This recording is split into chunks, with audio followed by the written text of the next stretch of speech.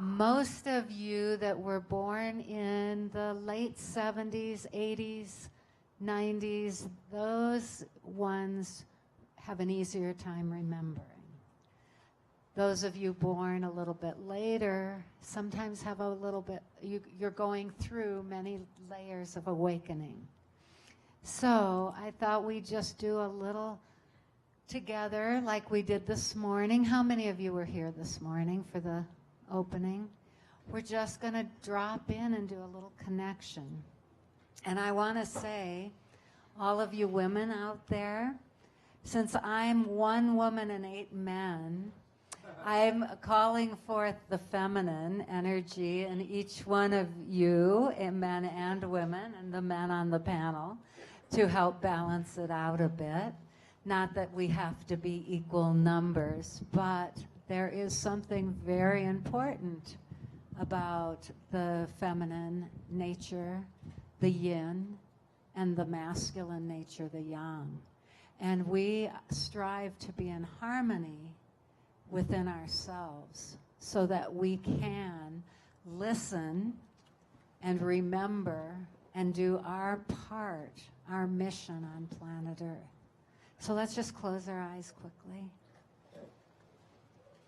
and focus our awareness at the chest, at the high heart, below the throat. And focus on the in-breath coming in at that point. And the out-breath going out. And follow the ebb and flow of your own breath. This is your connection to the source. And as you feel that feeling, if you can slow down the mind just enough to focus on in-breath coming in, stopping, turning and going the other direction, and the breath stopping and turning. And what we can notice is there's a feeling at the heart. And just allow yourself to connect to that feeling with your awareness. And if you'd like to amplify it, it feels like peace, like calm. If you'd like to amplify it, find authentic gratitude within yourself for this opportunity of being breathed and for this opportunity of life on planet Earth at such an important time. And then send this energy out through the cells of your body, all the way down to the tips of your toes, through your feet, all the way across your chest and arms, down into your hands and fingertips, and all the way up through the head, through the crown. And like it's a radiating center at your heart, send this energy into your field.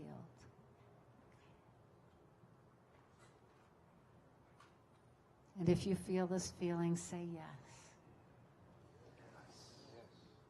Okay, open your eyes and stay in this vibration. And so that the questions and this interaction that we have here together is going to come from the most pertinent place. Because we're aligned with Source. Yay, thanks.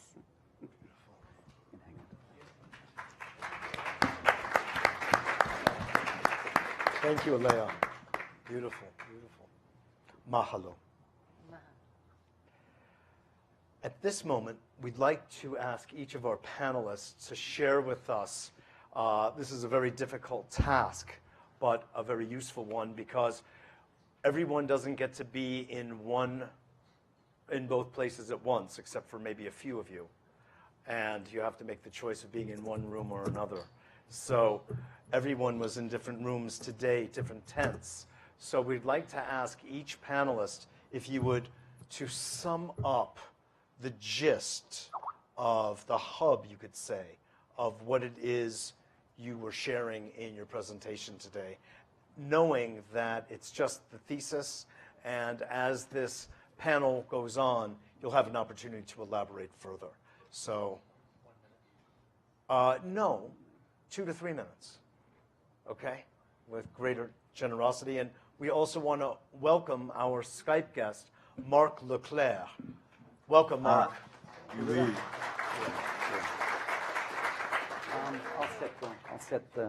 I'll set the conversation. Okay, good. He will be marking the clarity we will all need.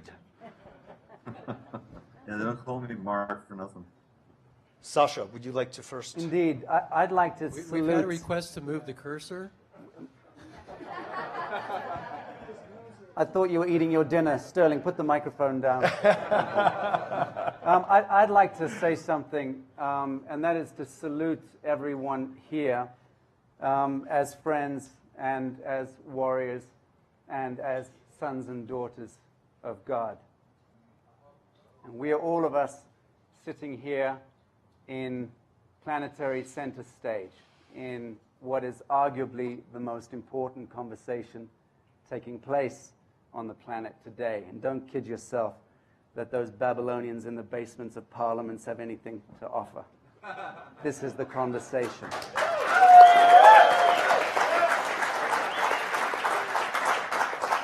And at the start of this seminal planetary conversation, it's probably a sensible thing for us and would behoove us well to take the bitter pill. And the bitter pill can often be the very truth that we adhere to, and it can often be the very gospel that we live our lives by. And I'll summarize this by speaking a little about the law of first report. It's just something encoded in the majesty and the beauty and the simplicity of the human being that we tend to believe bullshit. We tend to believe the first thing that is told to us or taught to us.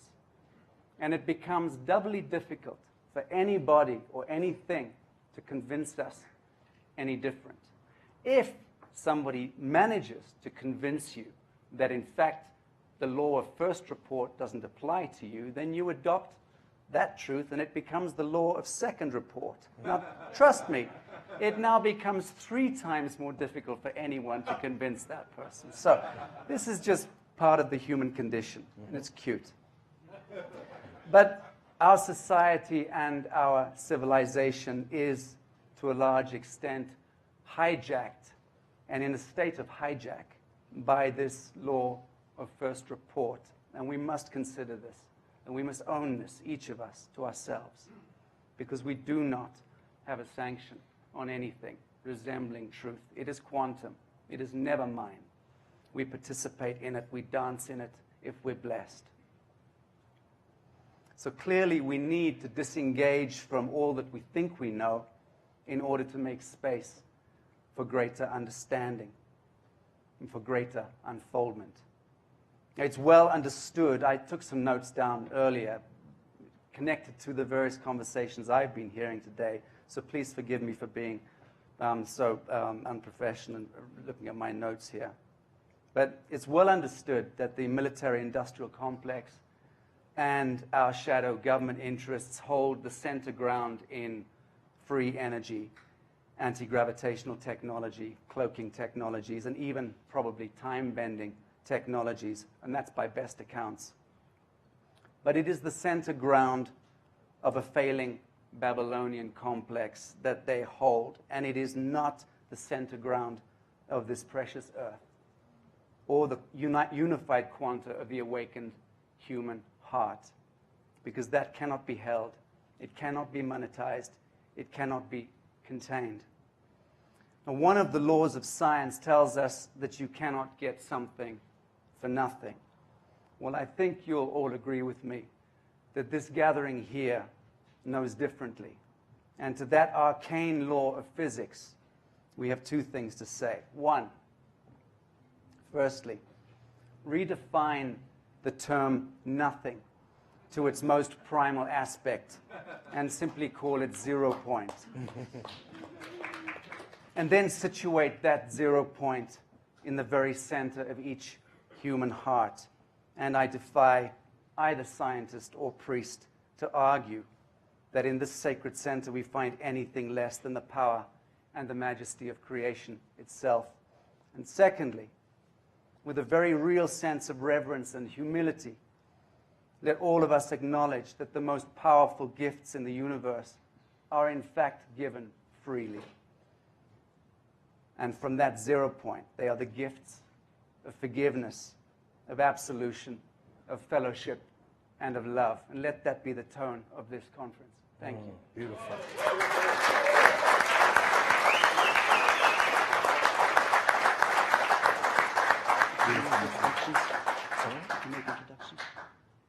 Yeah, I would just like to start. Ulf, if you would start, and we will go this way. Just if you could take 2 or 3 minutes and kind of give a bit of an encapsulation, as I said earlier, that would be great. Okay. Can everybody hear me okay here? Okay.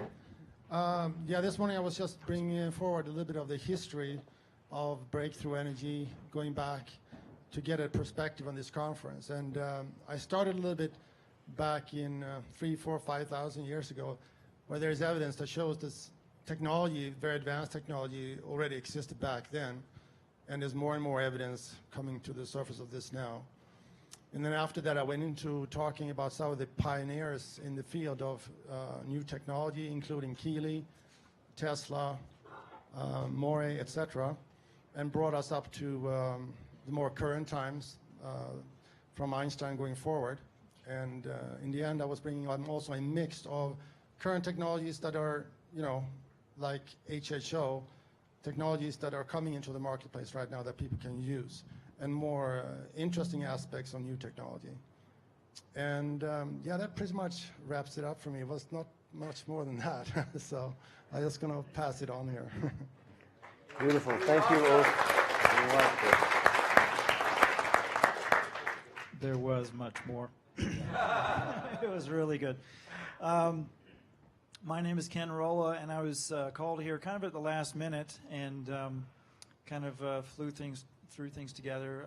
But I spoke about clearing chemtrail pollutants and nuclear fallout out of the sky and the environment and our bodies, and healing the body of these issues using simple methods that have been around for thousands of years, that all of the great swamis and gurus and shamans and mystics have talked and teached over the years.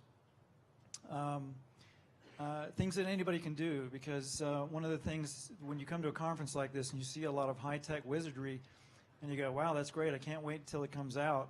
I like showing people how to make stuff in their kitchens, in their houses, in their gardens that they can use right away to do the same things that all these great teachers have always told us. Go within and do these simple things with nature and follow nature and mimic nature. So that's what my talk was about. Unfortunately, usually I speak about 2 or 3 hours on that topic, and I only had 1 hour, so I didn't get to cover as much as I wanted, but I got a little bit out there. Beautiful. Thank you, Ken. Ken taught Steve Jobs in his garage what to do. I actually do work in my garage building things and inventing things, and I tell my staff, this is how Steve Jobs got started. Because a few years ago I was broke, and now I'm doing a little bit better, and my employees keep looking at it and I'm going, I'm telling you, we're going to be the next Apple.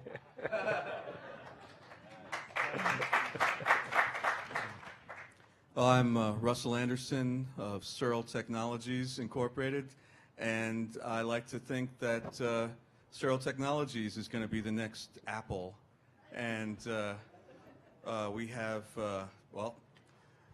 leaving behind friends and family and a couple of rock and roll bands and a new age band to sacrifice everything, well, not everything, but quite a few things to work on Searle Technology full time in Southern California And it seems to me that gatherings like we have here and we had last year in Hilversum, where I also spoke on magnetic motors and artificial gravity, I'd like to think that we're reaching a critical mass in public awareness, thank God for the internet, and awareness and education and countering all the miseducation that we get in our government and corporate-run schools. And we are going to do what nature and creators of the universe intended. And certainly Nikola Tesla intended that we would have, and I wear Nikola Tesla's buttons on my lapel so I can carry his spirit around wherever I go, that we are going to do, and we have done, and we're going to do for all time now, never to go away again. As Nikola Tesla said, we would someday harness the wheelwork of nature, and we are. And I am just so happy and proud to be associated with a man, great man, Professor John Roy Robert Searle. Beautiful. Thank you. Thank you, Russell.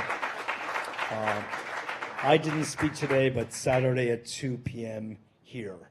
So we'll get to that another time. Sterling, would you pick up, please? He's eating his dinner still, for heaven's sake. Sorry to interrupt. Yeah, I don't have any water. I just have some meals, so that's why I brought a meal to fit in. I'm really grateful to be here, and I went out on a limb in my presentation. Talked about a subject that is outside the box for what we usually talk about in a setting like this. I talked about prophecy, about energy technology coming out. It's something I got really deep into a few years back.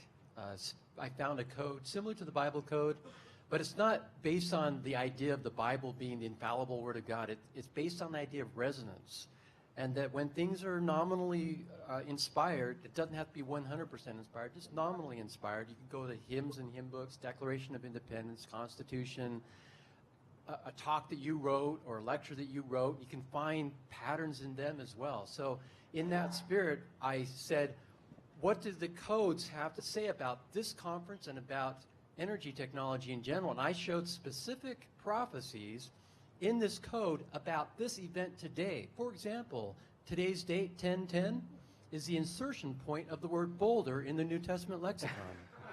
That's great. Okay? That's pretty good.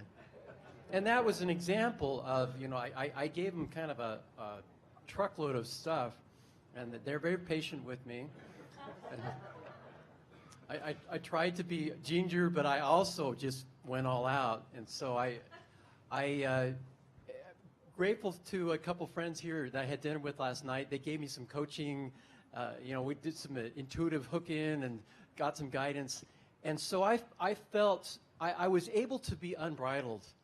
Otherwise, I think it would have been half-baked, and there would have been a lot of really uncomfortable people in the audience, because this is crazy stuff. I mean, looking up your phone number and zip codes and addresses in the lexicon, that's pretty crazy stuff. But when it starts talking about tying in energy to the first and the last, the alpha and the omega, the beginning and the end, and it talks about freedom, and that free energy is all about freedom. The last word in the Old Testament lexicon is gift, free. And we tied that into the energy, and we went to page numbers, and we just went all over the place. And I think the audience followed pretty well. A PowerPoint thing went off for 10 minutes, so I had to just go off the cuff. That was fun. And so that was my presentation. You can download the PowerPoint from sterlingspresentations.com, which goes to PezWiki, where you can see a list of all this, the stuff in the past. Download those if you want. And we'll also be posting a video. We had about 4 cameras going, including the help from Greg, who you guys need to meet this guy, and his partner. Why, wonderful people, but under the radar, right? And you guys, the cameras can't see, so you guys who are here do know who I'm talking about. You gotta. Fun people. So anyway, that was my presentation. Thank you. Thank you, Sterling. Moray B. King. I thought I was the bull moose loony of this herd, but I have to yield to the gentleman on my left. I'm Maury King. My presentation was I was astounded in my studies since the 70s to discover that the zero-point energy and the possibilities of tapping it are already present in our physics literature. It's just the engineers are never taught any of that. It's not in any of the textbooks. And everything can be gathered up. And the main theme is, like Foster Gamble shows, it gets trapped in these toroidal forms of a plasma called a plasmoid. And it's real easy to make if you use water. And so instead of on these electrolyzer projects, instead of making hydrogen, you make a secondary gas, which is essentially sourced from these microscopic plasmoids. And then when you put them in the internal combustion engine and you hit it with a spark, they turn into the plasma form that yields abrupt acceleration and propulsion, which allows retrofitting of automobiles today, just like Stan Meyer's vision.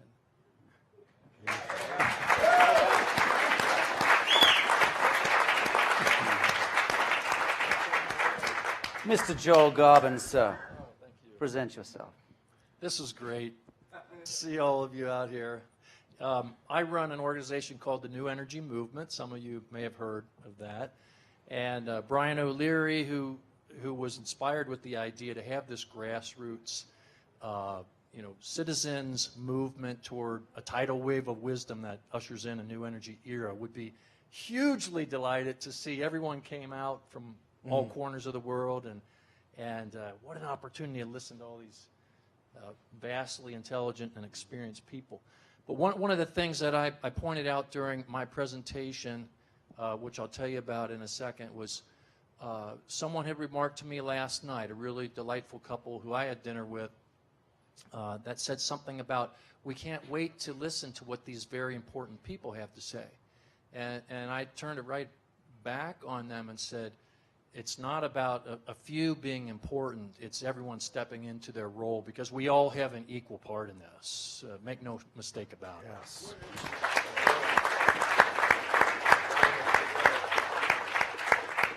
So as far as the topic, normally what I talk about has to do with the inventors and interesting things going on and advocacy for the inventors. But today it was more about something that's been a real roadblock to getting a lot of support and resources toward technologies of merit. The problem has been that there's a tremendous propagation, especially across the internet, of performance claims for supposed free energy technologies that really are not valid. And so it's sucked up an enormous amount of time, energy, financial resources as people who do vetting of these technologies have followed them through, basically trying to marshal these things along, assuming that there's going to be a fair number of these investigations that are going to bear fruit. But the vast majority, by our collective experience, is that very few of them are accurate performance claims. So what I have proposed is that by developing some standardized testing protocols that are very rigorous, that apply state-of-the-art technology in testing and data analysis, and protocols that are agreed upon by a panel of experts, essentially committees of coming from the science and engineering communities, that we can have the cookbook that everyone uses. So the inventor community, researcher community, and the vetting communities use the exact same testing protocols to apply toward any performance claim for any breakthrough-related device. And the benefit of that will winnow out so many of these technologies that really don't deserve attention, and will really result in a much more concentrated stream of technologies of merit that we can rightly get behind. The investment community will be energized because they'll see this verification stamp that is given by a third-party vetting entity, and they'll now know this means something because we know the protocols that were used to test this. And just by bringing this process to fruition with some fairly small degree of funding, getting the right people on board, I think this can really, really result in an avalanche of new technologies into the market and public domain. Beautiful. Thank you, Joel.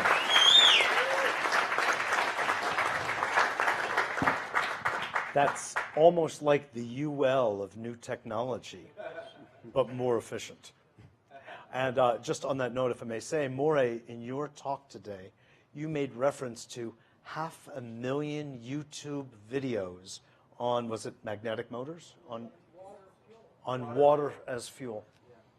Yeah, 500,000. So, Joel, it just opens the door for how important your work is. So, thank you. Marc Leclerc, welcome. Yes, hi.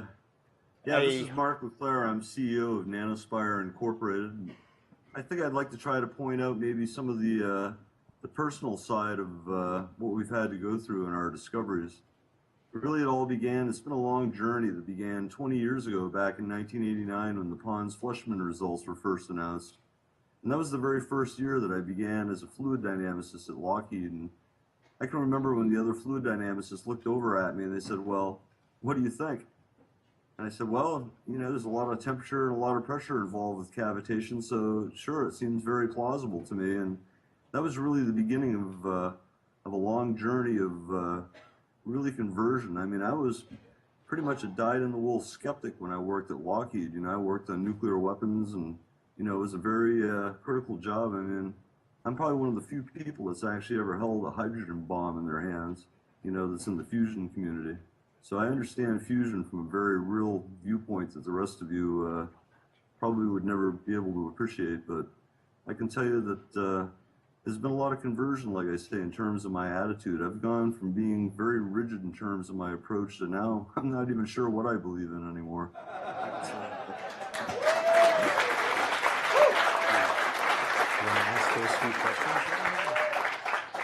I can tell you that it's been a journey of personal discovery for both Serge and I that's just unbelievable. I mean, every time we think that we've seen it all, it seems like there's another layer to the onion that gets peeled back and we see more. And it's just been, I'd have to describe it as an orgy of discovery. It's just been unbelievable. You can't even appreciate the emotion that we went through. I mean, probably one of the high points is when we first did the first SEM analysis and we knew that we had transmuted material on our hands. And even some of the other professors that were there at University of Maine, they looked and they just couldn't believe it. They realized that this was something so far out of the ordinary, there was no rational explanation for it. And a couple of them looked at me and said, you know, I never really believed in cold fusion until now. And so it's been incredible. I mean, we've seen ourselves change. We've seen everybody around us change.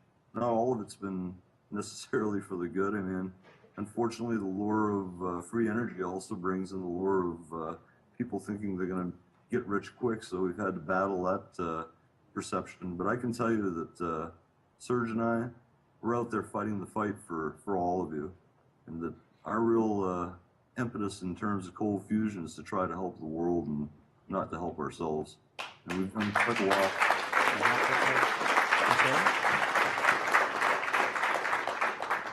There's been a lot of very personal trials that we've had to go through. I didn't mention this to any of you earlier, but some of you are aware of this, but we went through severe radiation sickness from the result of those 2009 experiments, and we've had really bad symptoms now for the past 3 years, and I'm fairly recovered now, but Serge is in pretty tough shape, and I think if you guys could all take a moment out to think of poor Serge, that would be nice, because, I mean, we're almost convalescent, you know. I'm only really starting to get my strength back, but we suffered all of the, you know, the common symptoms of radiation sickness afterwards. And first it hit Serge, and he looked over at me, and he's sneezing nonstop 24 hours after the experiment, and he goes, you know what? He says, we got zapped. And, you know, the symptoms started to kick in for me at 36 hours after the experiment, and, you know, we lost all control of our body temperature for almost an entire year. I mean, we're going from 95 degrees up to 102 degree body temperatures back and forth. And I mean, it got so bad I had to call 911 to come in and help out Serge. And the first responders were afraid to come into my house because we had a radiation hazmat team come through there earlier, and they cleared the house from being radioactive, but they didn't want to take any chances. And I had to actually help Serge in by myself over to the ambulance to get him to the hospital when he passed out, when his body temperature went below 94 degrees. And he was so sick for 5 months that he recovered in my house before he actually went back to Cleveland. He didn't even want to ride in the ambulance back to Cleveland. I mean, we were so sick that a year after the experiment, I could barely stand up. And so we've had to go through unbelievable amounts of this. And of course, it's so fantastic that nobody wants to believe this is what happened to you. But of course, if it happens to you, you know damn well what it did. And so, you know, we've had to face a lot of humiliation and ridicule. And, you know, that's a pretty rough thing to go through after you've been sick for 3 years. And it really doesn't put you in the best mood in terms of having a sense of humor about the whole thing. But, you know, I mean, we've had to go through unbelievable trials and tribulations with all of this. And, you know, you think that the only battle we're going to have to fight is just the uphill battle of trying to convince people from getting away from their scientific dogma. But, you know, there's a lot of personal battles that we've had to fight in the background with this, you know, and radiation sickness and suppression. And we had to go out of the country in order to get our blood tested, you know, to be able to even prove that we had radiation sickness. And thank you to McMaster University for stepping in. They did about $300,000 worth of free work upon Serge and I, and did sky dosimetry analysis that proved that we actually had been exposed to radiation. And, you know, the United States, they turned their back on us. The Oak Ridge group said they were going to do the test and then backed out. The Yale Medical Group said they were going to do the dosimetry on us. They backed out mysteriously as well.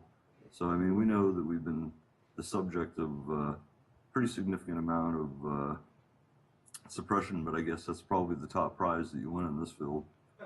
Well, Mark, we're all too delighted to have you with us this evening. Thank you for joining us. What is the time with you? Where you on? Are you on our time zone? I'm sorry? Are you on our time zone?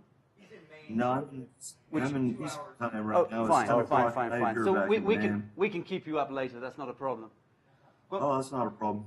my question to you is, do I espy a first edition of Winnie the Pooh on your bookshelf behind you? Quite certain it is. Actually, if you look to the left of me there's a nice painting of Frodo sitting there with all the dwarves that was painted. It was called, well, we call it the Last Supper, but it was the Unexpected Party. My question is, did you read all those books? Oh, I can recite poetry to you in Elvish from Tolkien. Thank you, Mark. Oh yeah, my father and my brothers and I, we all love Tolkien, and we really enjoyed it when the movies came out. And you know, I think they really did a fantastic job at making the movies look like the books. So I guess I'll leave it with that. But Thank yes, you, I Mark. love Tolkien. Thank you, Appreciate Mark. it. We'll refer back to you shortly. I want to get my teeth into Moray King, if I may. Because With his permission. whenever I think of you, Moray, and I think of you frequently, I think of you as a grand vizier who somehow slipped through the looking glass and ended up having tea with the Mad Hatter, and probably with people like Schauberger and Tesla, because I imagine they all slipped through the pavement and ended up there. You were starting out all over again, and that is not to suggest by any means that you yet qualify as an elder, don't get me wrong, but if you were to begin your vocation again, would you be doing the same thing? Is that question directed towards me? That's the man I'm looking at, Moray King. You're next, Guy. Yes. No one-word answers on this panel. Monosyllabic answers are not allowed. Not The permitted, question Moray. is, would I have chosen the path that I was on? Please hold it up a little closer. You don't want to miss a word. This, you know, in quantum physics, they have an interpretation called the many worlds interpretation, where we're empowered with our consciousness to select of all the probabilistic futures the one that we wish to experience. And but there's one appalling thing that the physics community hates about that interpretation. That means there's multiplicities of you. There's multiplicities of me. There's like many me's. Is that anything like mini-me? I think the mini-me was bad enough, but to have the many-me's, oh my God, what a merge conflict. In fact, that's what they call a gaggle of geese or a flock of pigeons. A group of programmers is called a merge conflict of programmers. Okay. It happens to be my day job. Second part of the question. Are you able to say quantum cavitation fluid dynamicist 3 times quickly? No. Okay. Give it to you. Oh, that's wonderful. That's wonderful. I would like to turn my attention to, I'm so sorry, Ken Rollo. You know, this conference is multiple in many, many respects. On one hand, we're all incredibly excited about the kind of technological breakthroughs that are taking place, that we're bearing witness to, that people like Moray and Sterling are bringing forward in their research around the world to show us the kinds of possibilities we have for our future, and Russell, of course, with Searle. And at the same time, one of the motivations, of course, is, needless to say, just the endless fount of creativity that we all feel inside ourselves to want to create a better world. There's another thing, though, that's chasing us, and that's the destruction and degradation that we have caused as a humanity to our planet. And while there's so much joy here, at the same time, I think it's really sobering and important for us to take a look at what we've done as well as experience the joy. And Ken, you have done a good amount of research into looking at nuclear energy, and I have as well. And I would really like for you to share with the audience what you know of the current status of what's going on in Fukushima right now, and let us know truly the depth of the concern we should all have planetarily. Well, understanding that for the last 2 months I have been completely buried in work after being interviewed and getting a tenfold increase in web traffic and emails. So I haven't been reading and up to date on what's going on in Fukushima as much as I'd like. But the last I've heard is that I believe it's reactor 4 has fissioned down through its containment into the Earth, and the Japanese physicists and nuclear experts that are working on it supposedly don't even know where the core is anymore.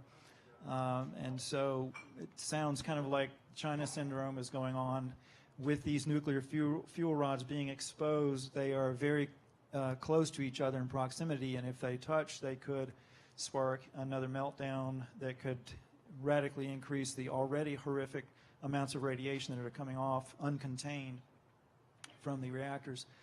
So that's the latest that I've been hearing. And at the same time, I'm also very optimistic because I know I've personally met people who can neutralize radioactivity very quickly.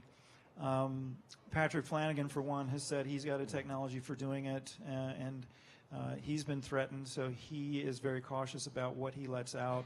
He knows he's on the right path. He does. There have been others. Even as far back as 1975, Professor Emeritus in Physics at Arizona State University, Radha Roy, developed a technique for neutralizing radioactivity, high level and low level. You can go on YouTube and see the Roy process. Have you heard Masaru Emoto's ideas about planting hemp in and around Fukushima? I hadn't heard that Masaru Emoto was speaking about planting hemp, but it absolutely makes sense because hemp, one of the reasons why it's so healing and nutritional is because it's very high in monoatomic elements, which are one of the keys to neutralizing radioactivity in human bodies and living organisms. That was something I didn't get time to talk about today, but monoatomics in natural states are very key in reversing radiation damage in living organisms. So that absolutely makes sense to me. So I'm very optimistic. I know that the technologies are out there and it can be cleaned up very quickly. I witnessed it done in the early 90s with Ewell Brown. So I remain optimistic. I think things will change very quickly when things get bad enough that enough people out in the world demand it. And so I remain optimistic. Well, hang on to the microphone. I wanted to ask you also, if you were given the opportunity to reset the planet with a cosmic infusion of a Hertz value, would it be 528, 432, 741, or 936?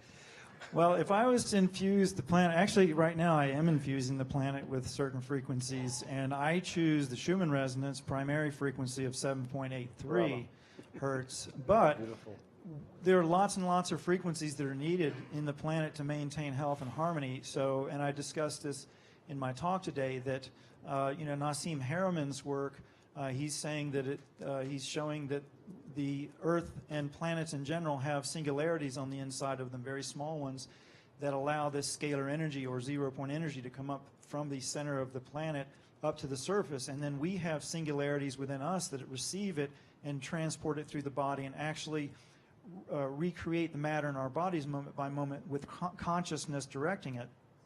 And so that energy that's coming from the center of the Earth is filtered through crystals in the soil and minerals in the soil that have these monoatomics in them, and their lattice structures and the different types and quantities of monoatomics in these different areas, they're kind of like chakras for the Earth, and they allow this energy to come through in different frequencies to the surface. So we need all these different frequencies to maintain harmony on the planet. Indeed. And so if I had one frequency to choose, it would be the Schumann resonance, because that's what keeps us calm down and slow down and relaxed and gets us into deep sleep states. But I thought that was unstable or unstable.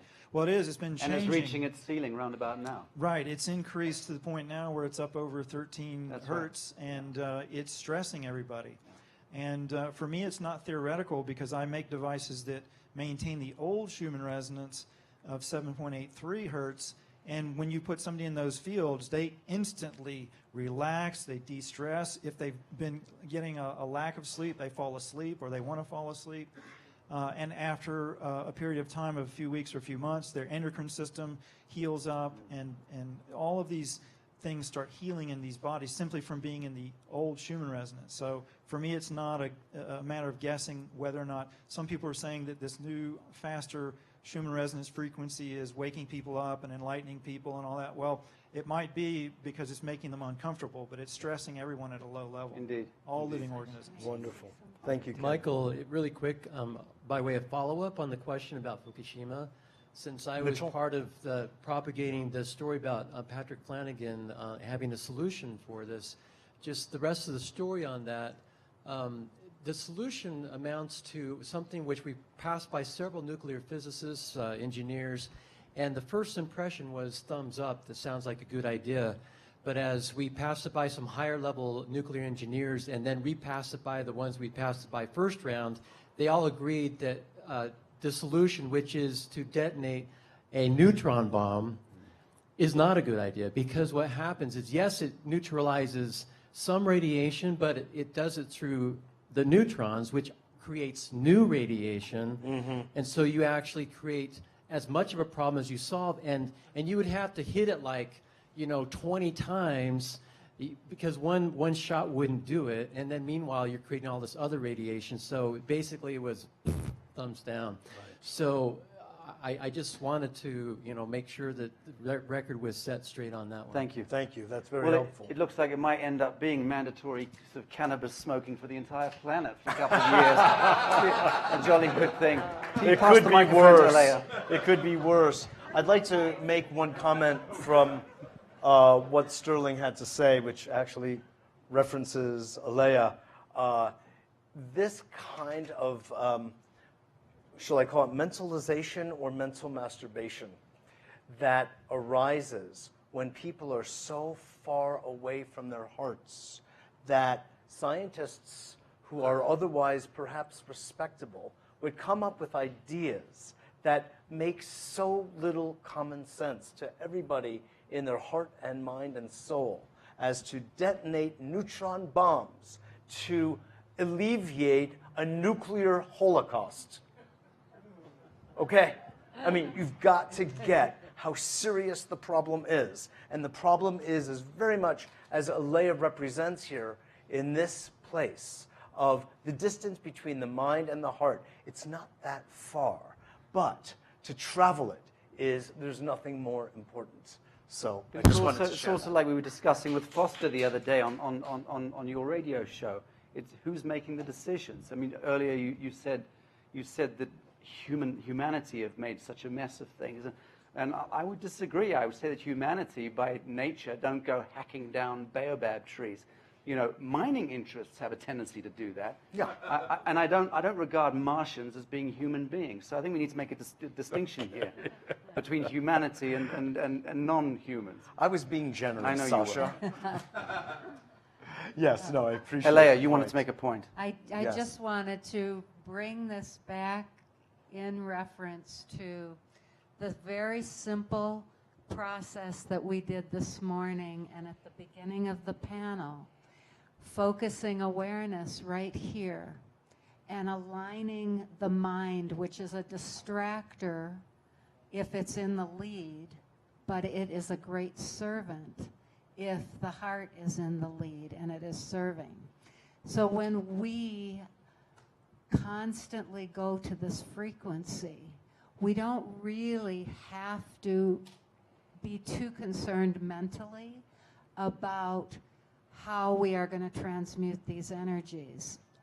When we were bringing that vibrational frequency, and I hope most of you are feeling it here, when you bring it through the cellular body and you expand it out into your field, what happens is you awaken within yourself the alchemist.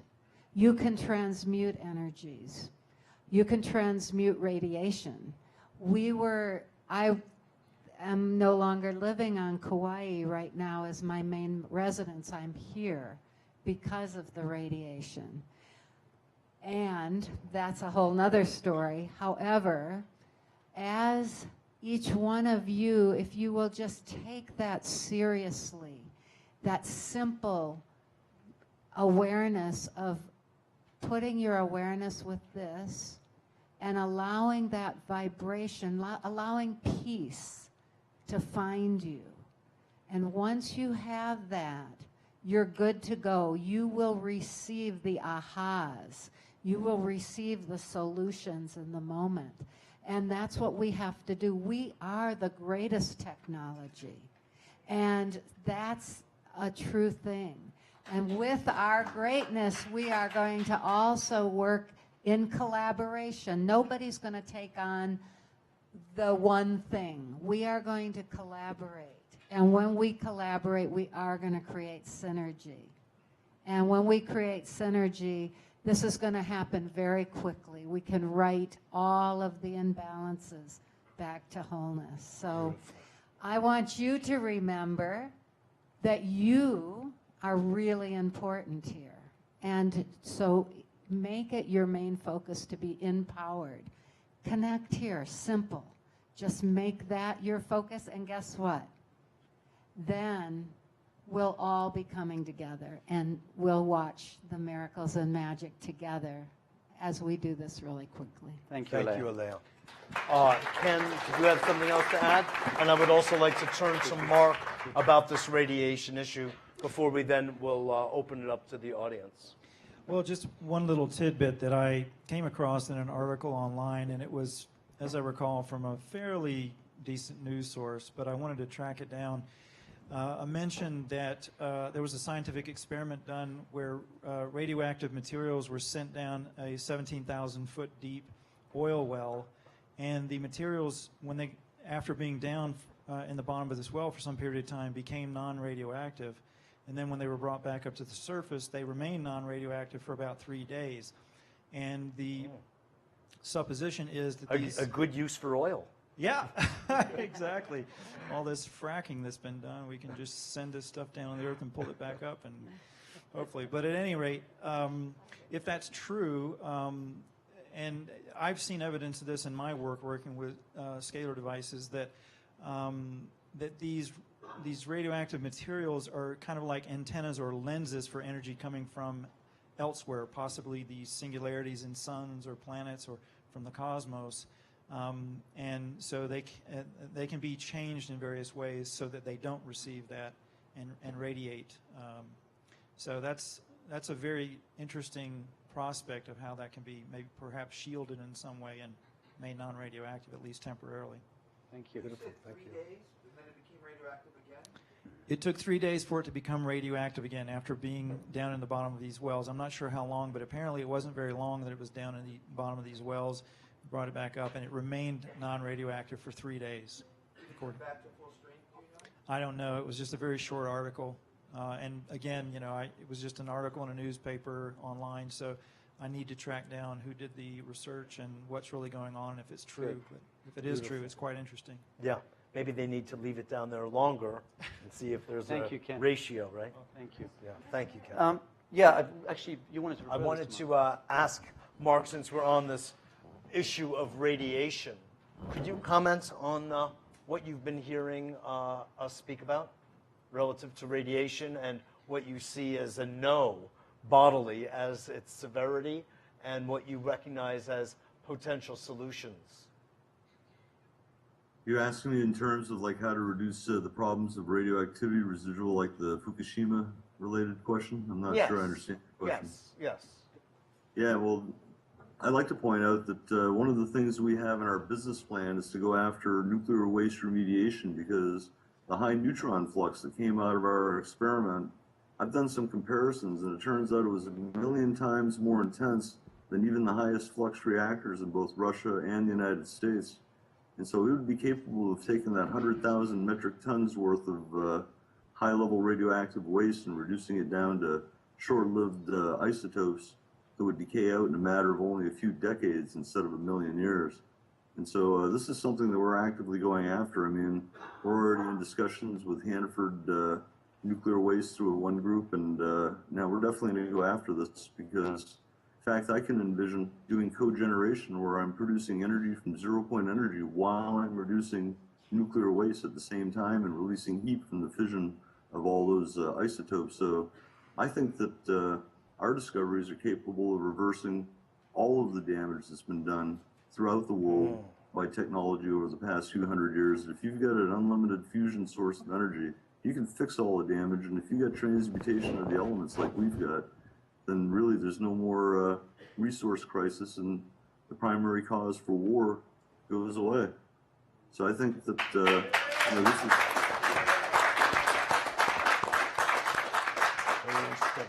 Thank you. It's hard to even imagine, but imagine a world without greed where you could produce every element that you wanted to, and you'd have no incentive to want what everybody else has because you can have it. Beautiful. Thank you very much, Mark.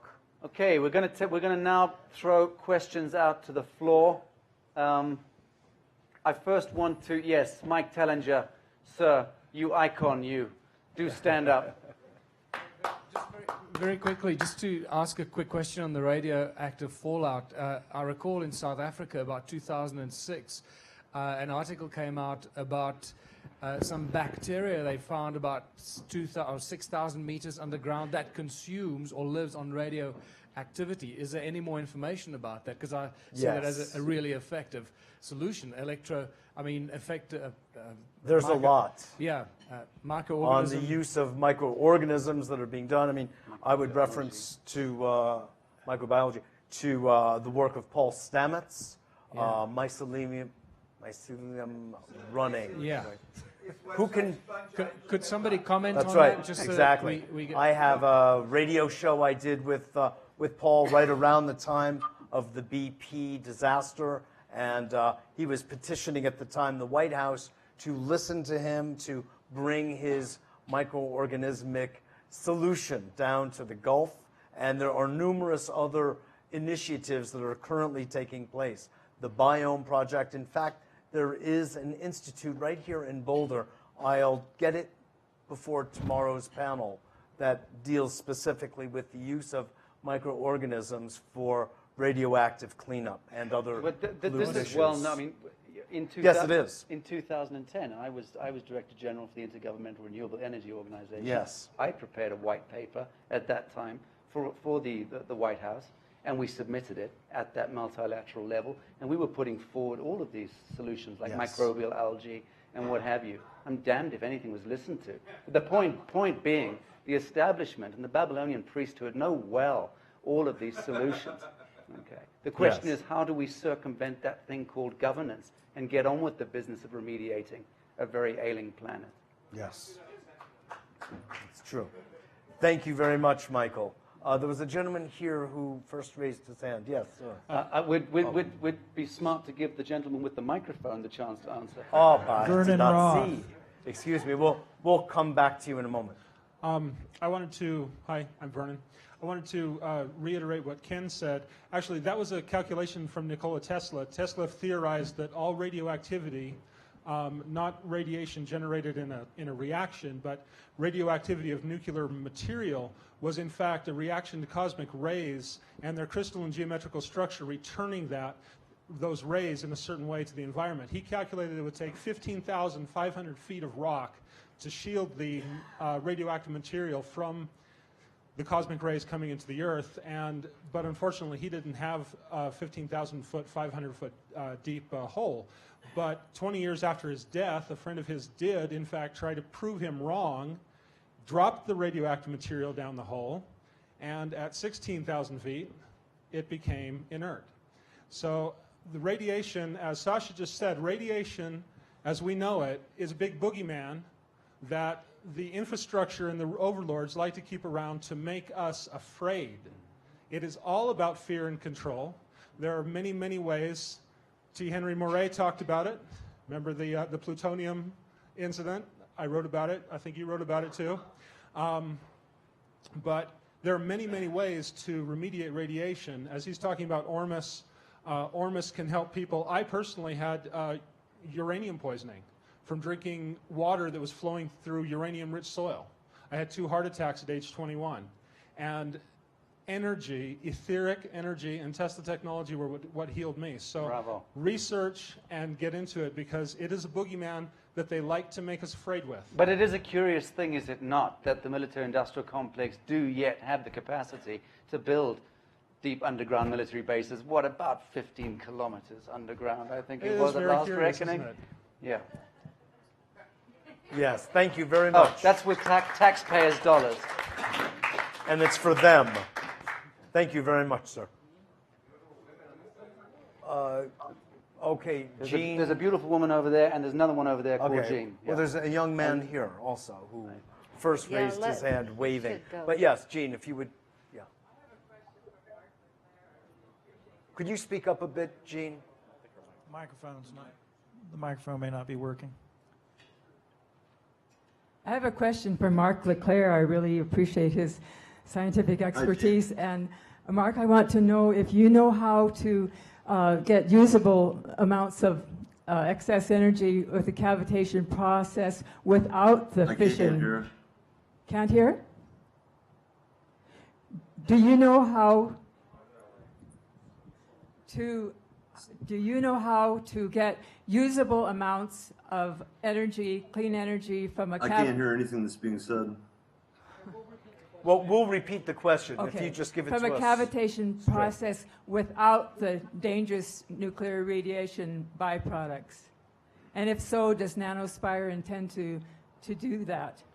Can you put the question? Do you want to I think phrase I the heard part question? of the Mark? question, but I guess I'll try to answer what I think I heard. Moray, Is that well, yes, I want to Mark- produce a hot water heater that's capable of generating hot water without any nuclear reactions or byproducts whatsoever. Just strictly the 0-point energy component being extracted. Does that answer your question? Okay, great. This gentleman here. Then we'll get to you. So this is a topic for Ken. On the topic of the Schumann resonance, the Earth's energy is definitely shifting. I think we're all aware of that, and we've been feeling it, and different people have been measuring it. And I don't think it's really constant all over the Earth. I think there's like certain areas where the energy is a little bit higher and others where it's a little bit lower, but it's definitely shifting. And I was just wondering if you're basing your belief that the shift that we're moving into now is disharmony because you feel that before Schumann that it was constant at what it was when he measured it. I would say it's making people squirm to wake them up. Mm-hmm. I don't think anything is wrong that's going on. I think this whole everything that's going on in this planet to me is just one big game of consciousness. And so I don't think any of the stuff that's going on is wrong. I think that these frequencies, these higher frequencies, they're accelerating things, and they're making people uncomfortable in some instances.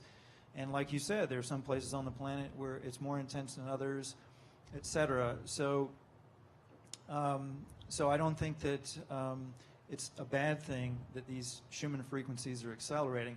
I just know that when I put people in the old Schumann resonance, it's like a vacation. Thank you.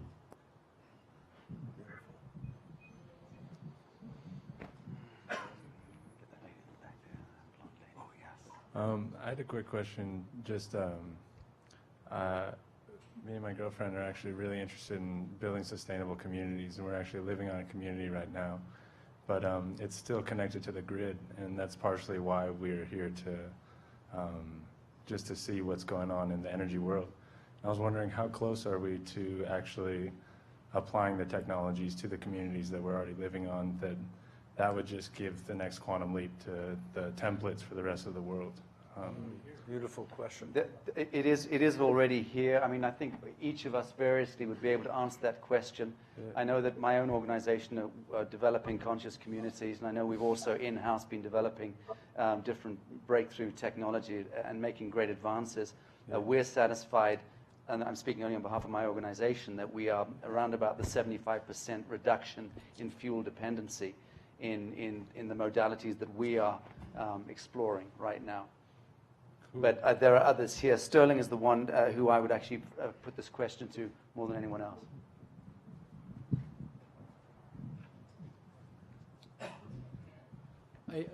I have two answers for that. One is the left brain answer, and the other is the right brain answer. The left brain answer is that right now there's nothing that you can go and buy. The right brain answer is, if you go under the radar, you might get lucky.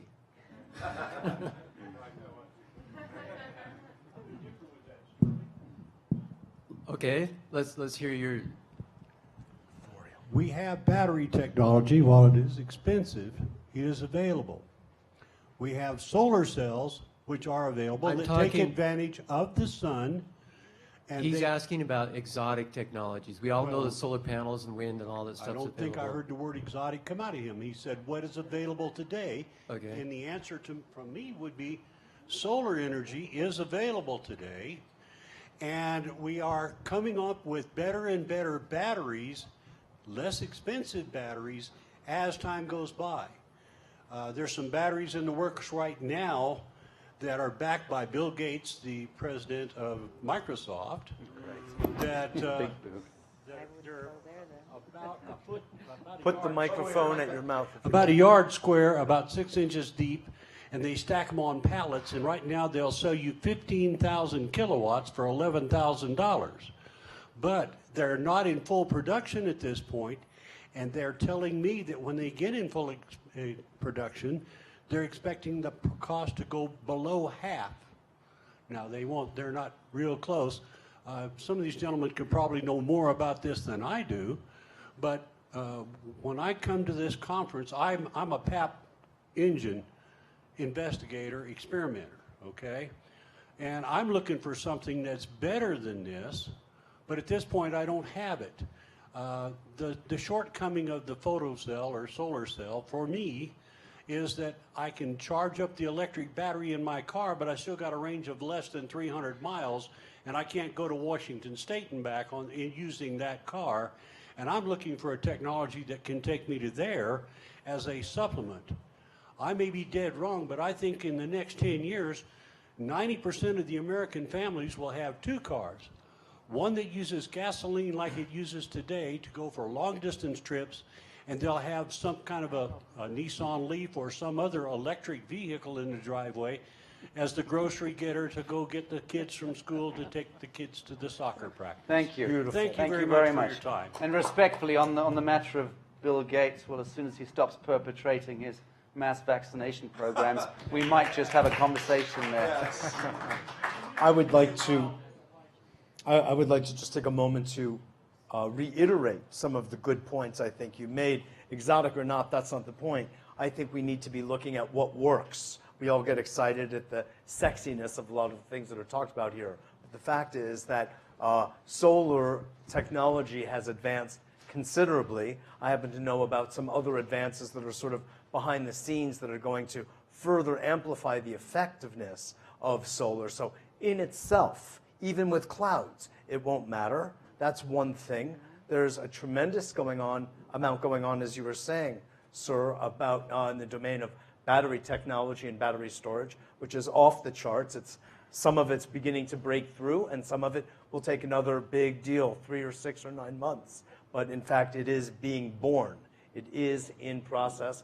I know of a number of these initiatives.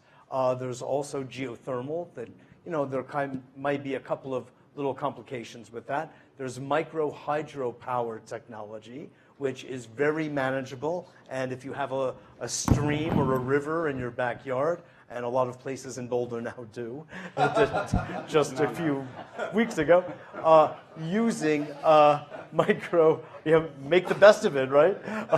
The fact is that there really are micro-hydro technologies out there, again, that I'm aware of, that can go into something as deep only as 4 feet with a very small velocity that can generate ample electricity for either homes or villages. And needless to say, there's wind turbines that are getting more and more sophisticated in their shape and design and battery storage. So when you combine all of those, there are lots of places in this country right now that are off-grid, and they're actually selling a lot of electricity right back to the grid and making a nice piece of change. Good, good. So, thank you, Mr. Rabin, sir.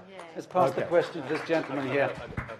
I'd Yes, like to say sure, something. This is, I appreciate your comment on the solar, but when we toss around facts and figures, be very careful, because I know some people have been taking notes on your comment, and the 15,000 kilowatts for $11,000, you need to move that over several decimal places. So it's 15 kilowatts, not 15,000 kilowatts.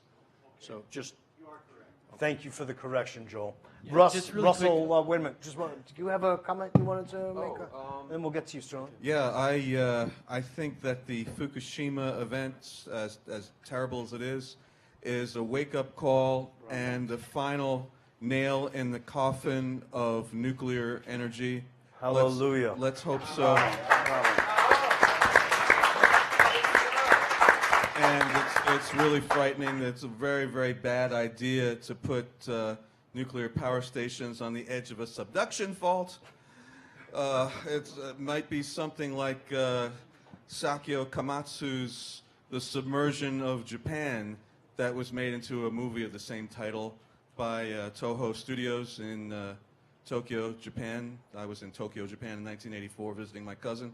Anyway, one good technology also that has been proven and experimented with at Sussex University in the UK, of course, is Professor Searle's Searle Effect Generator, or SEG, radioactive samples placed inside plate number 1, the innermost ring, lost their ionizing alpha and beta particles within a few minutes, and it never returned.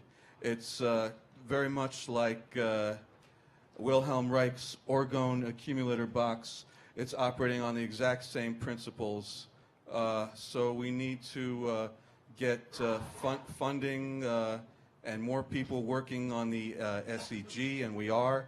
And there are all kinds of solutions out there. In fact, last night I was on my laptop and I was looking at an article on MSNBC News in my email that said many of the California utility, electric utility is fighting people who have gone all solar and with battery backup passive storage at night, and they're completely off the grid and they want to get back on so they can sell back some of their excess power, watch their meter run backward, and they're being fought against. So that is a good thing, because that means that a tipping point has been reached. But there are so many technologies that we're talking about. Thank you, Russell. Thank Beautiful. you. Thank you, Russell. Russell. Pass the question to you. Yes. Mine was, earlier what you said, did you actually go to the lab and meet Yul back in the early 90s and get to see what was... Am I on? Yes. You're on. Okay, good. Yeah, I was a distributor for Ewell Brown. What year were you there? That would have been like 95, 94. I used to work with Ewell. I don't want to say who I am and all that, but I used to work with Ewell. You know, the DOE came down there. We can get rid of the nuclear waste. Glad I'm not being on the video, but if I know this and I was working on it, and I was only in my 20s then, a lot of people know how to do it. So the thing is, one of the reasons I came here, I know a few things that can also assist. One of the ones you guys might like is, I got to see this.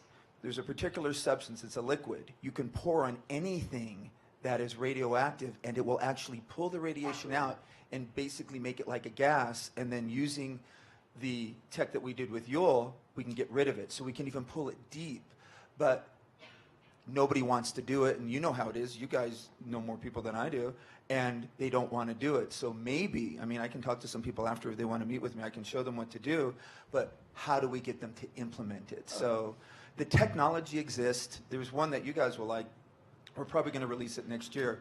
I can take any existing solar system and double it, because you know how inefficient they are when the temperature differentials happen when you're dealing with how hot the cells get with solar panels. I can remove that so they run cool. And therefore we can double or more the efficiency on any existing solar system, sometimes triple or more. Yes. So and more. that will have probably by Ken, before you answer to that, Jeroen, why don't we consider, forgive me, why don't we consider doing a BEM letter to Fukushima? I will guarantee that it gets into the hands of the Prime Minister. I'll personally guarantee that. Let's do a BEM, but we need to have a brain trust. We need to have a brainstorming session with people relevant in this room and attending this week. And can you create a window for that?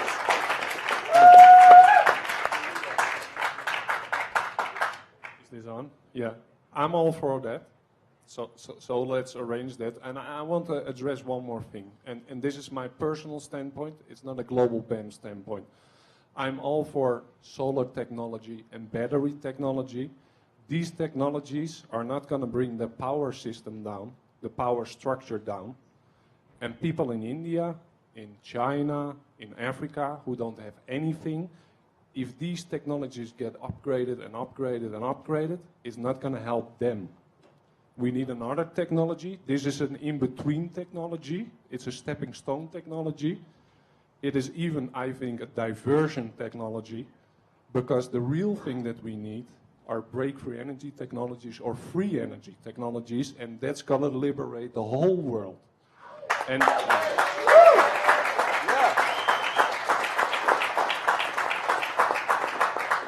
they want you to follow solar, battery, and it is better than oil and the rest of that crap.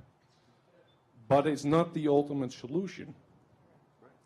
And especially not for the poor people. What's it going to help those people that I can charge my computer not 20 hours but 40 hours in 6 months' time? It's not going to make a difference for them.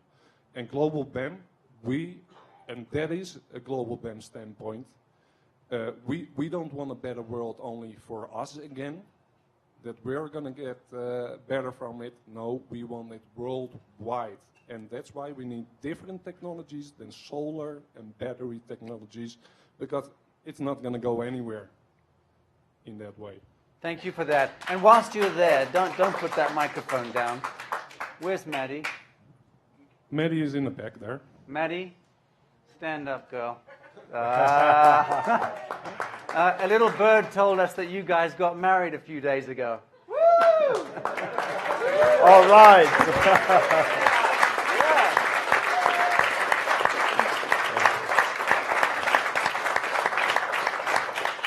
So congratulations to both of you. Thank you very much, everybody. And let's keep the conversation going. Indeed. That lovely lady over there has been holding her hand up for far too long. And also, as a point of order, while you've got the microphone over there, Ruby Carrot should be up on the panel here. She's right in front of the one that just got the microphone. And we need to let her have, please, 2.5 minutes or whatever to give her little presentation.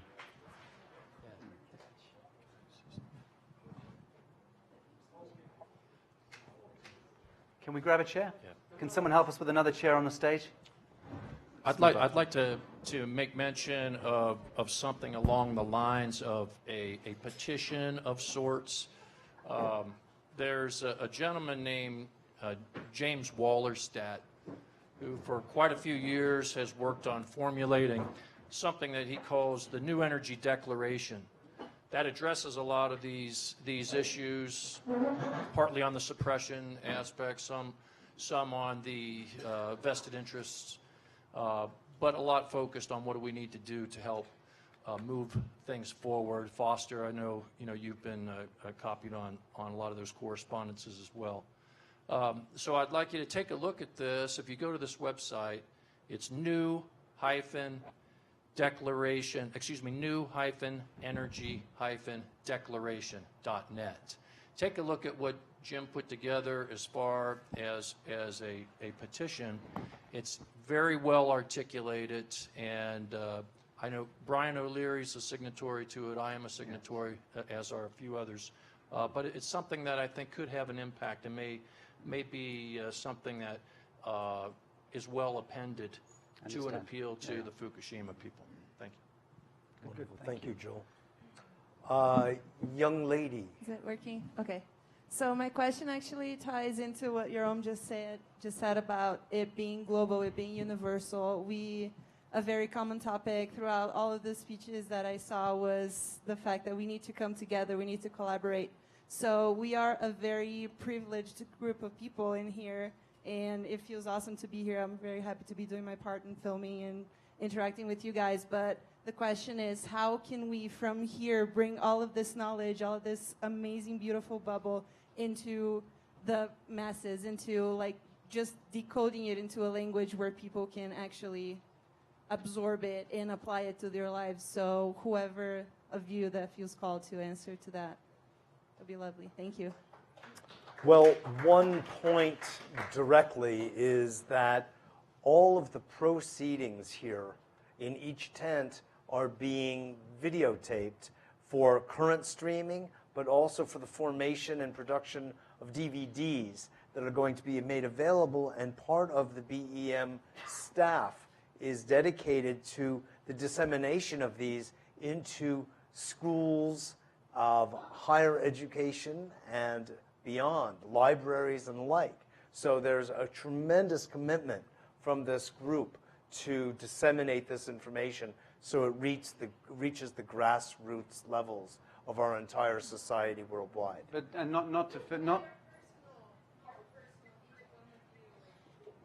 Well, I think also to partly answer that question, I mean, you should appreciate that even in this room, some of the people here like Foster, Michael Tellinger, Sterling have got some of the biggest networks on the planet in respect of consciousness and breakthrough technology and community, and our own New Earth project, which recently launched. And a better world.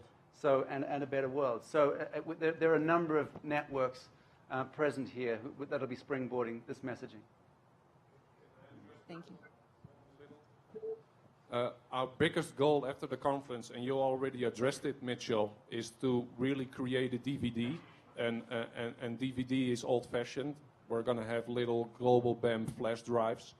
Beautiful. And the first, if we get the funding for that, the first places that we're going to distribute those little flash drives are the universities. Because we really think and feel that change has to come from the youth. Of course, together with the older people,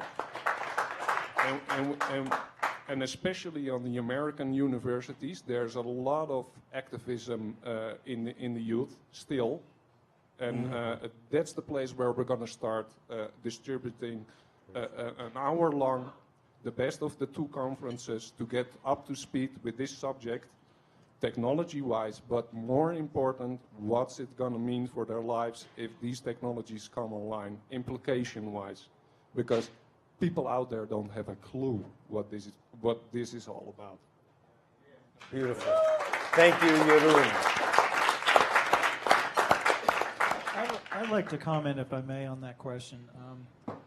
To cop a line from Sterling, when you posed that question, the left brain wanted to say, oh, all of this online stuff, YouTube, Facebook, email lists, websites, blogs, et cetera, et cetera. And certainly in the modern era, that is the method of getting information out. And of course, these wonderful videos from people like Foster Gamble producing and getting this information out, all of those are the new paradigm. But at a more fundamental level, the right brain wants to say it's really through intention and desire and opening your heart up to it. And the fact that you're here shows that you've done that. So when you open your heart and mind to this and you set an intention to share it, you will manifest the ways that are appropriate for you to get it out to the world or whoever it is that you want to get it out to. So that's kind of my perspective. Beautiful. Thank you, Ken. Very, very helpful. Very helpful. Yes, in the middle. Hello, I'm really glad to be here. And Good. I'm Glad to impressed have you. With all the talks. I mean, I'm really impressed with everyone here. I just had a question. Anybody that could answer this. I've been offered a chance to use a new system called Bloombox at my home. And Boombox. Bloombox. Oh, Bloombox. Oh, yes. And it was featured on 60 Minutes. Yeah, I just want to know your opinion. It's something. You and Google are using it. It's kind of a new generator system, but I don't know. Can you speak a lot close to the about mic? It's kind of a new a way to generate, energy in your home. It's a kind of an archaic fuel cell, but I just It's a wanted your lesser opinion on it. technology relative to others that are discussed here. Yeah, I know that, but it was just something that was brought to me by my utility. Because at the end of my contract, I got a chance to go off-grid completely. In my county and where I live, we're allowed to go off-grid. The next county over can't, but we can. Right. So Well, these two there's need about- to hear that. So yeah. You got that? Maybe you guys can chat afterwards. And I you can just share wanted- his Bloombox. So it's not a good idea, I guess, from your opinion?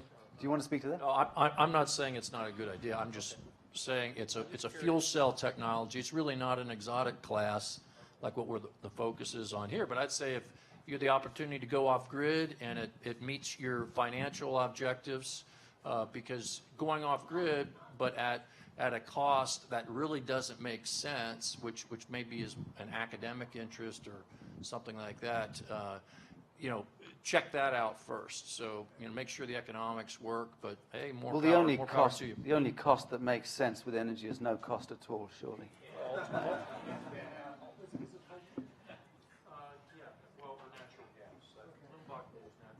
I think the earlier point of order that I made didn't get quite across. We got Ruby up on the stage, but she hasn't had her 2 to 3 minutes Then yet. please hand her the mic, Sterling.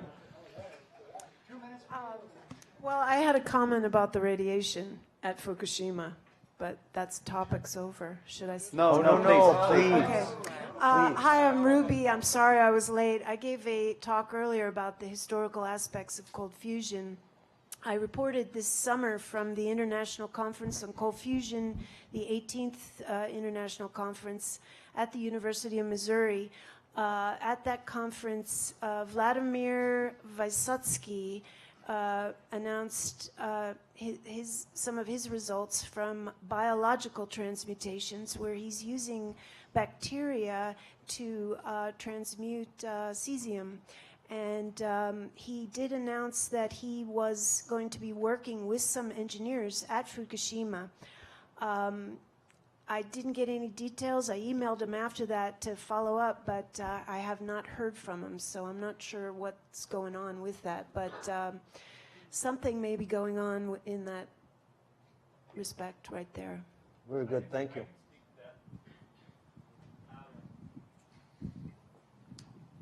Yeah, I'm not sure if it's correlating with the same research, but I've been collecting seaweed on the Pacific Northwest coast for the last 8 years, 2005, and have been checking the gamma and beta radiation levels there since 2009. In 2011, I went there, getting a little bit choked because I went there and made a big pilgrimage to harvest as much seaweed as we possibly could before the radiation came over. Because we had this really grave fear that it was going to be the last time we could take this pilgrimage and get seaweed that was not really high in radiation. And I continued to monitor the radiation level, and in 2011 there were certain types of the brown kelp, namely the sea grapes, and some of the longer kelp that was 3, 4, even 5 times over the background radiation of other things. And so we didn't harvest those. We let them go. It was higher than I'd ever seen it. And I'm really happy to share an experience that I had. But that trip, I made a really deep prayer and like meditation to the sea to ask, like, how can we deal with this? And really quickly, the sea urchins came into my meditation and was like, oh, the radiation, don't worry about that. We'll take care of it. And I did not return in 2012 because we had a lot going on. But this year I went back there and I was really curious. I've been like, okay, it's been 2 years since the spill. How high are they going to be? And the first thing that I noticed when I got out there was the sea urchin population was twice, even 3 times higher than I've ever seen it in 8 years.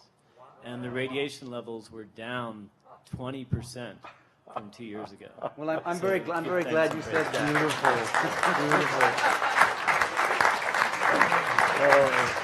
Let's hear it for the sea urchins. Yeah. Thank you for that pilgrimage and report. Thank you so much. That's beautiful. We have just a little bit more time. Any other thoughts, comments? Anyone first who hasn't yet spoken up? Going once, going twice? Yes, sir.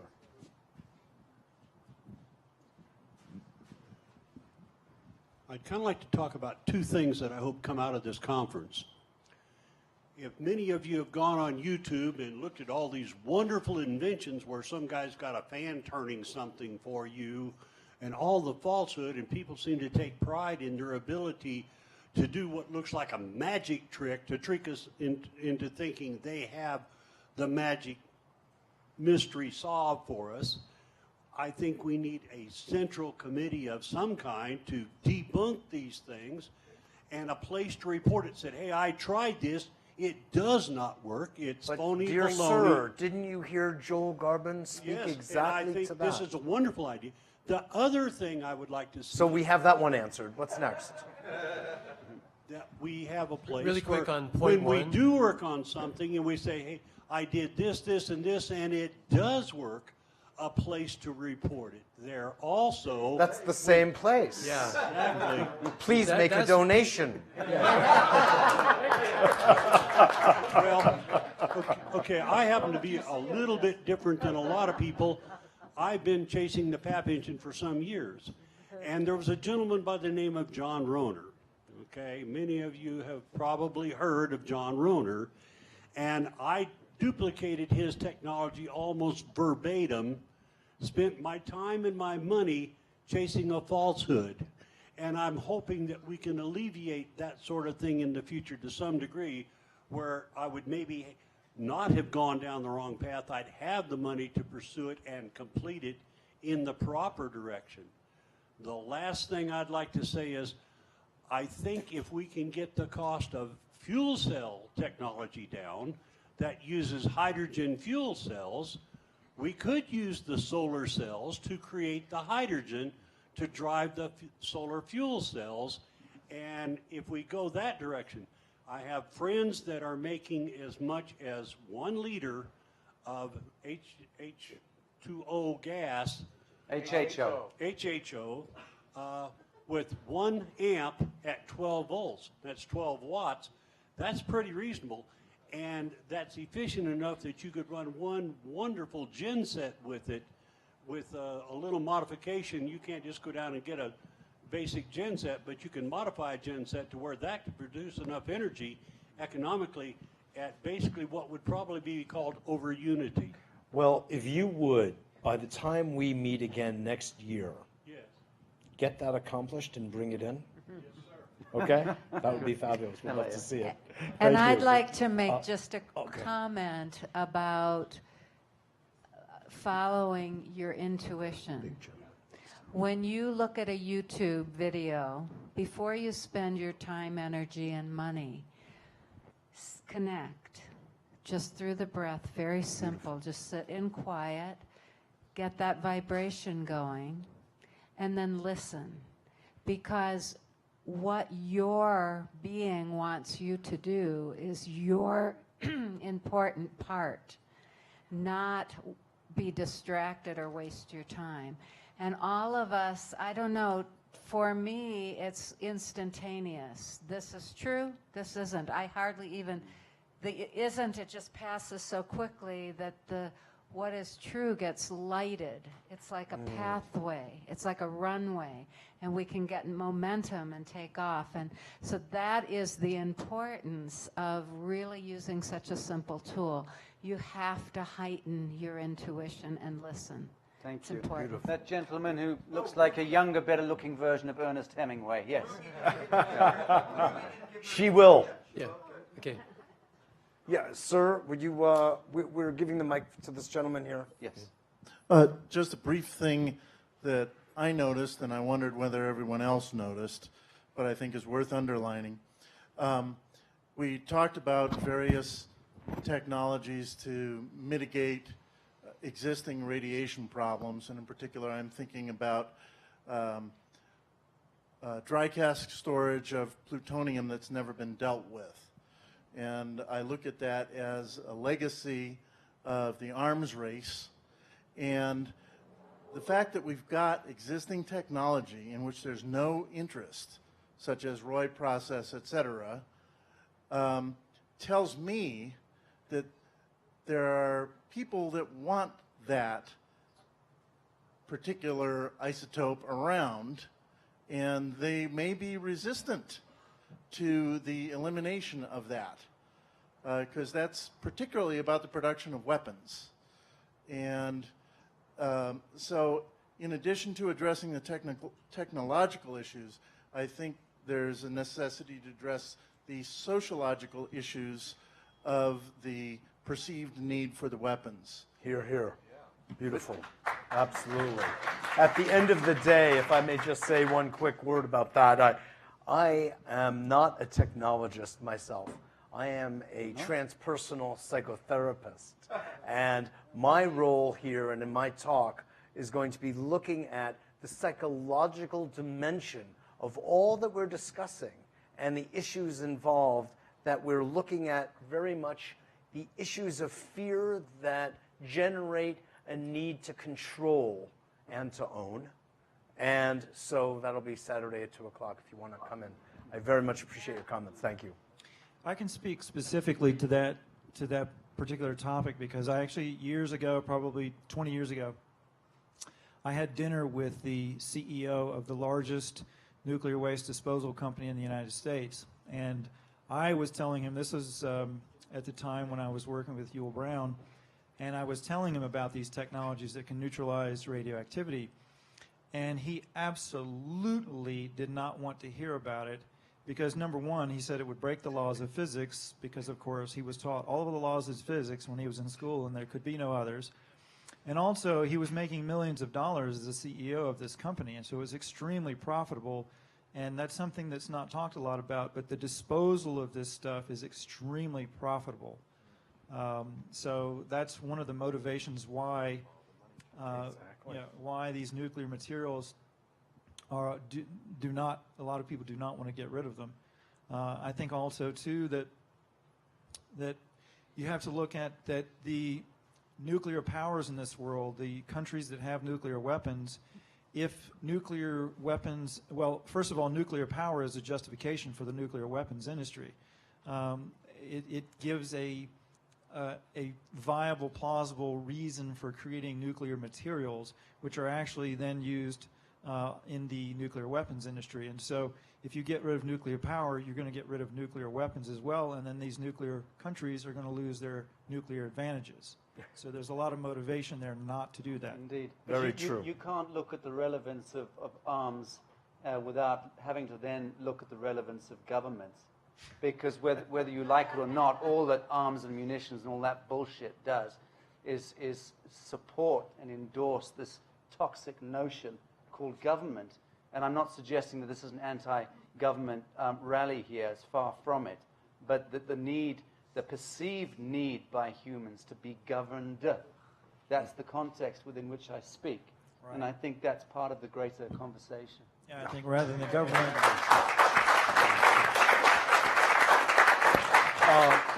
I'd like to just turn to Ruby so we can, I believe you wanted to weigh in on this. Well, I mentioned Vysotsky's situation. I didn't have too much more to say. On this particular issue of the radiation, I do believe the Navy recently patented a device to generate neutrons, I suppose similar to what Mark Leclerc is doing, although they don't generate as many neutrons with their Lenner process, I believe. And but it's just a prototype. I mean, it's just a patent at this issue at this time, so it's not anything ready to go. But okay, thank you. Quick intro, so we didn't get to make it to your talk. I'm sorry. I'm Ruby Carrot. I gave a historical overview about cold fusion. After Alea's positive feeling, it was a little bit of a downer, but we had a good ending talking about the live open science initiative with the Martin Fleischmann Memorial Project, where there's a number of labs in France and the U.S., and there are actually a couple labs in Asia are going to be coming online with that project. And all the data is open source for the public, and they're doing reproduction of Lenner experiments.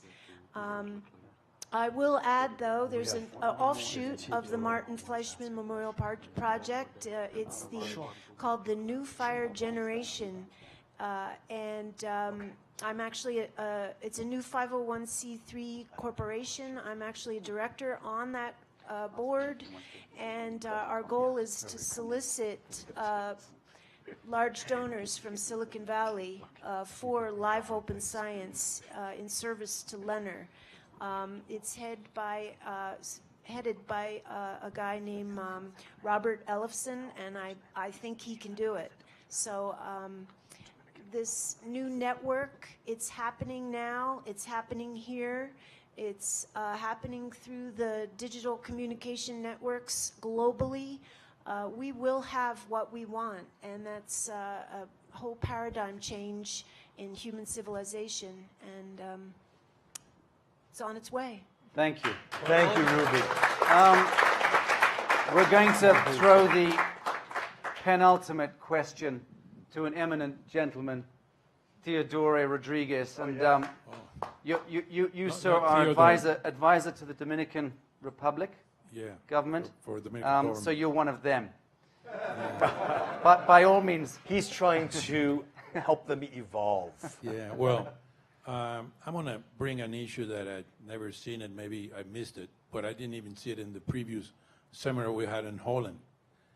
We know that the government is after power, and if they think that this somehow undermines their power, they don't want it. We know that the rich, powerful oil companies is after more money, and if these exotic technologies undermines their monopolies, they don't want it.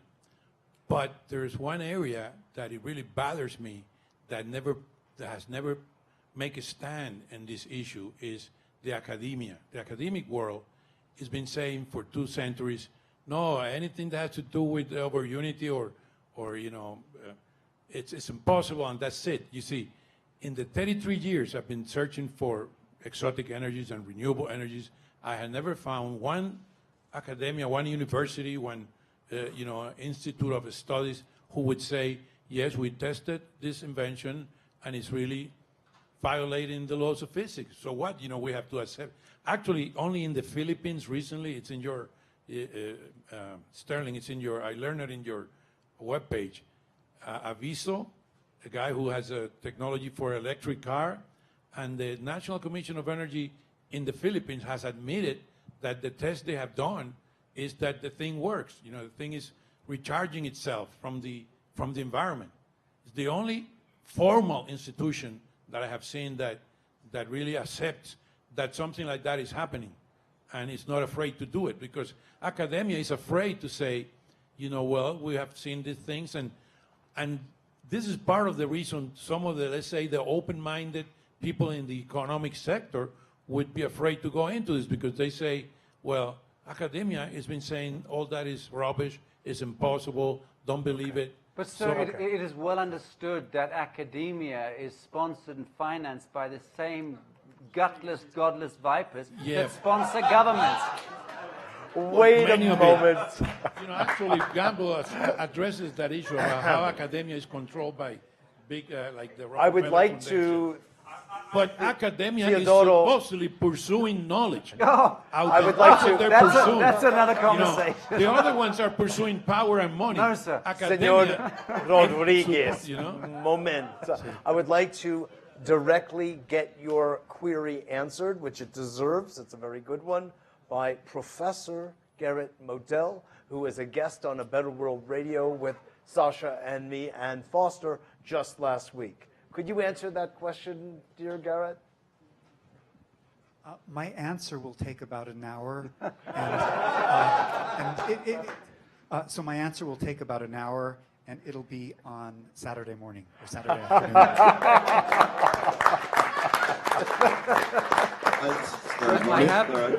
Mr. Garrett Modell is from the University of Colorado, and he's going to have a presentation here on Saturday morning. So if you want to hear an academic talk about this subject, you're all invited. Exactly. Yeah. Thank you, Garrett. And after him will be me, and after me will be Foster. So it'll be a lineup. I've got a point that's got to be made. If Please, I could jump Sterling. in here. Okay, we have a moment. You have 15 seconds. I'd like to make a comment. The feminine aspect has to come in. What you're talking about, this panel of scientists that are going to review the technologies, you better have some psychics on there, some females who have intuitive, so they can weigh in. I'm starting to, when I look at a technology, I ask my wife, what do you get as a read on this? Sure. She's psychic, and she's really good. Well, and so yeah. Hopefully next year, rather than 1 out of 10 being female, maybe it'll be, Mitch said he'd wear a frock next year just to balance it out. We are going to change that ratio, Sterling. And not only that, but we need to, thank you very much. What we need to do is, I agree with you, go back to the Native American, the Iroquois way, where the men were haggling always and discussing what should be. But at the end of the day, they always reverted back to the Council of Women, sages, and said, what do we do? Yes, but they were also stripped to the waist. And the other thing we need to do before we complete with Mark is that we men need to develop more of our own feminine, intuitive nature. So let's hear it for that. Okay. In closing, because we really have to be very strict on time, Mark, unfortunately, we only have 30 seconds to offer you, but in summation, we've got some more. If you would kindly share with us your talked to Homeland summation. Security after we reported the radiation incident. We talked about the level of transmutation, and I was speaking with one of the directors of the Weapons of Mass Destruction Directorate of the FBI, and his comment to me was first as he thanked us for doing our patriotic duty for reporting the dangers of nuclear proliferation through transmutation. And then he told me, he says, we know that cavitation produces fusion. Okay. On that note, yin and yang. Thank you, Mark Leclerc. Thank you, all of our panelists. Thank you all for coming and contributing so much.